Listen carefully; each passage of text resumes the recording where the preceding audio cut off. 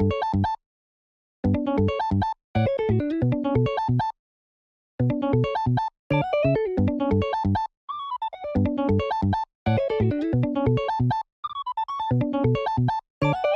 what's up, ladies and gentlemen? Good to see you again. And of course, as OPO 6 was just launched, Starter Deck 12 also came out.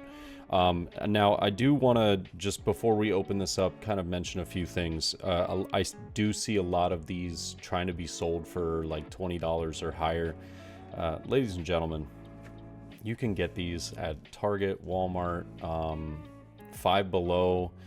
You could get them at Hot Topic, all kinds of different places for like 12 bucks. Now, is this really worth $12? Yes, because as we've seen in the past, a lot of starter decks that do tend to have, you know, a bunch of random cards in there that we might not think are that great actually end up being pretty good. Starter Deck 5 and Starter Deck 6 are great examples of cards that, you know, maybe at first people weren't super sold on and then eventually became very, very popular in a lot of meta decks. So I think it's always useful to pick up two of these because unfortunately, you know, the super rares, they always give us just two ofs.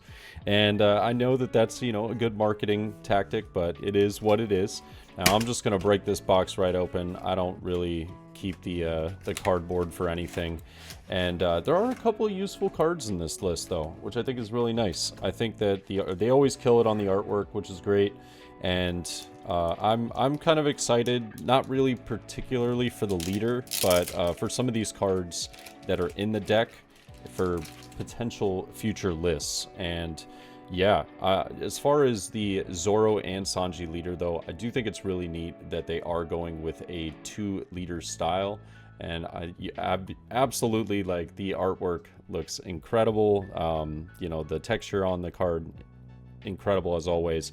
But the leader effect, not the worst, not the best, but Don X1, when attacking once per turn, you can return one of your characters with a cost of 2 or more to the owner's hand, and then set up one of your characters with a cost or with a power of 7,000 or less as active. So not bad, but not incredible. I did see a pretty interesting list though that somebody just recently won one of their locals. I think they went 4-0 with, which I thought was pretty neat. Apparently someone won with this leader at one of my locals, and unfortunately I wasn't there. I had to work that night. But yeah, I think it's gonna be interesting to see how people do deck build this, just because I don't think there's a lot of like popular lists out there right now. So there is a lot of room for, you know, working around different things and testing a bunch of stuff. So we've also got the Ivankov super rare. This is actually, I think this is really, really cool. I think this is a fantastic card, potentially in a future deck. I don't know, we'll have to wait and see. I do think the on play is a little it's all right, but yet again, this on play could be insane in a future list, so we'll see.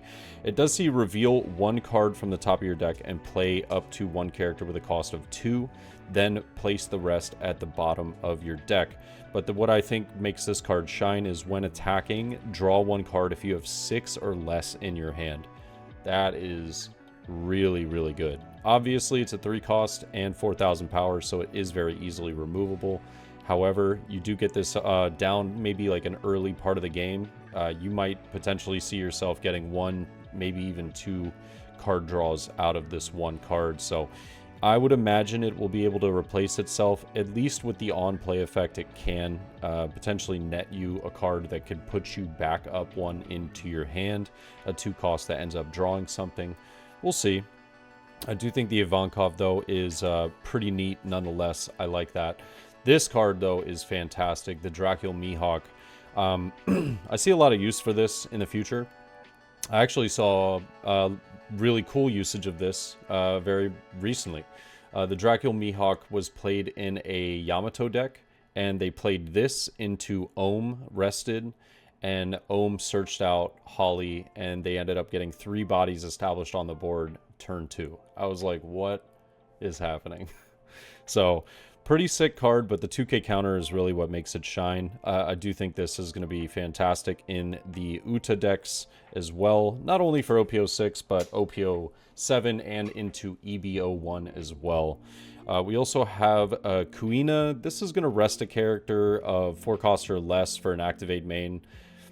I don't think it's that great. The stat line and the cost is a little rough, but I guess it's a 1k counter that you can rest a 4 cost, so you could argue that it's arguably better than an event card potentially.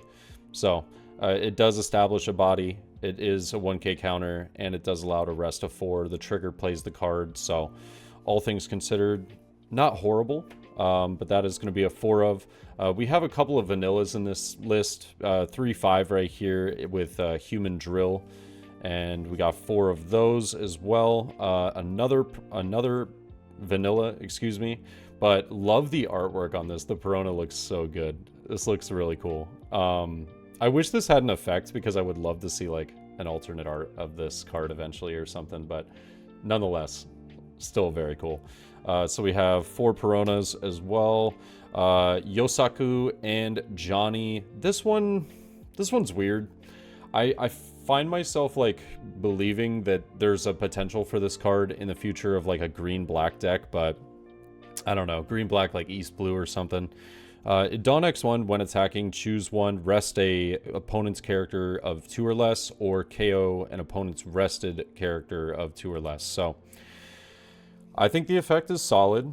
The stat line, not great. I think I would have preferred this to be like a 4-5 that had that effect, or maybe even like a 3-4 or something. But a 2-3 is but you know, green-black deck could be pretty solid yet again. I think that it's always just good to pick these up for the future of the game.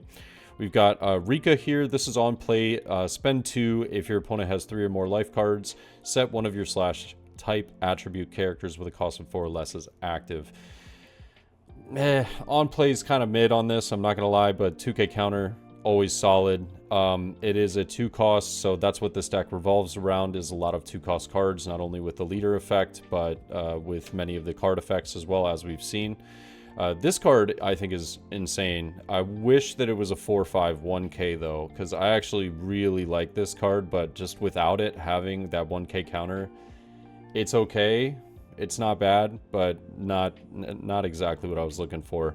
We do have a Dawn X1. When attacking, rest one of your opponent's characters with a cost of 6 or less. Arguably, it's just a worse Yamato. There was a Yamato back in OPO2? Maybe OPO3. That is on play, rest a 6 or less. So it's, you know, obviously when attacking you can do it multiple times, that's great, but just not having counter power, it's probably going to get removed pretty quickly. So only 2 of in the deck for that, but Elephant True Bluefin, 1 cost vanilla, 3k stat line. Yeah, they're just trying to put a lot of the 2 cost or less cards in the deck. This is very interesting. This was a 2 cost card, Sanji. Dawn X1, when attacking, if you have 5 or less cards in hand, this character gains plus 2,000 until the start of the next turn. Not bad. Becomes a 5k body for just 2 cost. Pretty solid. Yet again, though, when attacking. When attacking for 2 cost, this card probably very easily just gets removed. It doesn't have counter power. You know, that's where I think that this deck list right now, it just doesn't shine too much on some of these low-cost cards because of a lot of the removal that we do have in the game. But, you know, like I said, I think that these cards are they have a lot of potential. They're very interesting and a lot of potential for the future of the game. Charlotte Pudding, 2k counter, is return this character to the owner's hand. Now, this is interesting. This is a Big Mom Pirates card. It's blue. We also have the blue Charlotte Pudding that just came out in OPO6. Blue-yellow. Starting to get a little interesting. Potentially seeing some Big Mom Pirates builds that we could see out of that. Queen is an idea, but I'm not sure if you really are trying to run, you know, something like this, and well, not really this card in particular, but run something like a Big Mom Pirates package in Queen. It's more of just like a, in the future, blue-yellow could be an archetype that is something to keep our eye out on. So we got the pudding there. We also have Zeph, the 5/5 1K. On play, look at the top 3 and place them at the top or bottom of your deck in any order.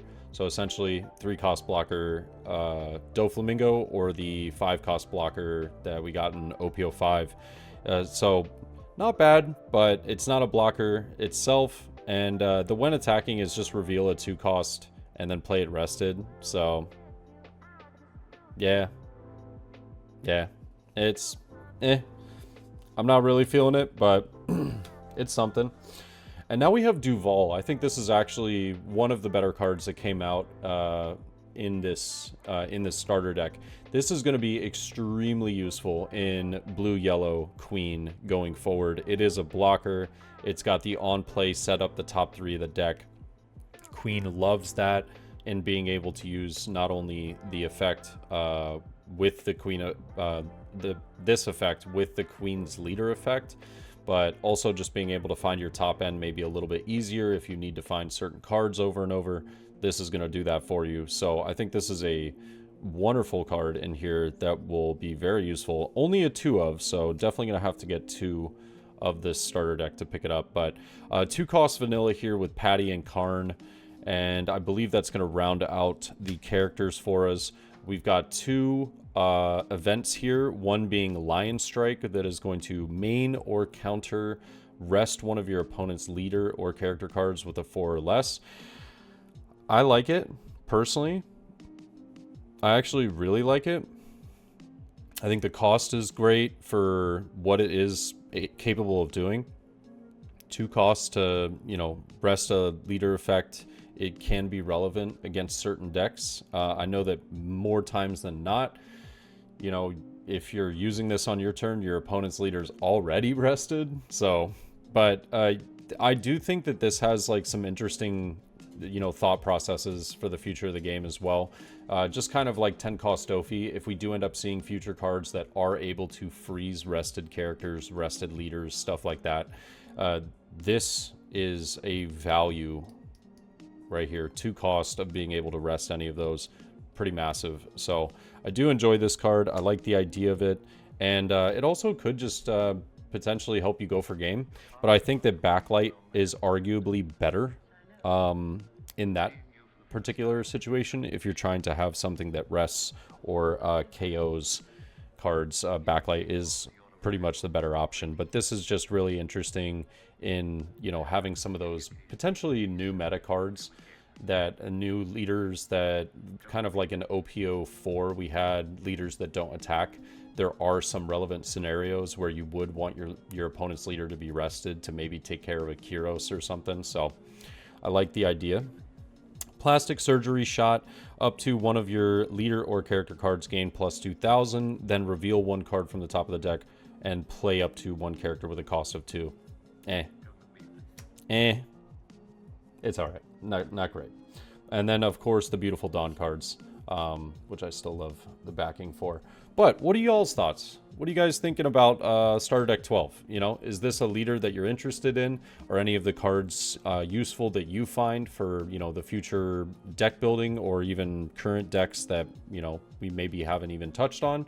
I'd love to hear your thoughts. Yeah, I just wanted to open this up, though, kind of talk about it a little bit, because I do think it's exciting whenever we get new starter decks, because there are a lot of cards that, you know, people sleep on for a little bit, and then eventually everyone's like, whoa, wait a minute, that's pretty good. Yeah, but let me know your thoughts down below. I'll catch y'all in the next one, guys, and peace.